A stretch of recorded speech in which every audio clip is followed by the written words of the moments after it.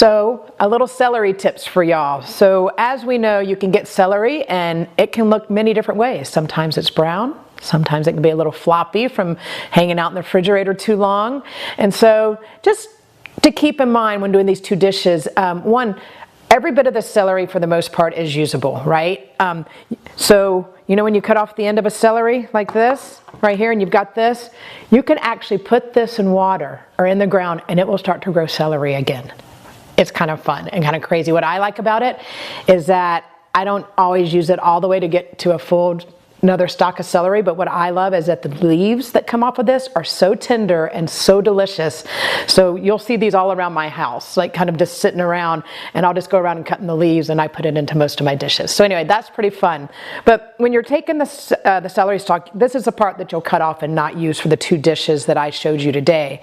But once again, still usable, so don't throw it away.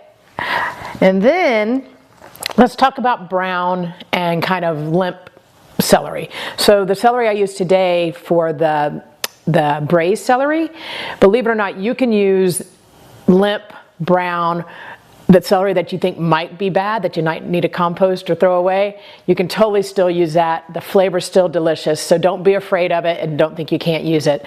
And then for the salad, you need to be a little bit more particular. So really vibrant, really green, you want it really crisp, and so that's the one you want to be probably a little bit more particular about as far as using it. But overall, the celery itself, the leaves as you saw today, that got used in both dishes. Like I'm going to hit the hot dish, excuse me, the braised dish with some celery leaves at the end.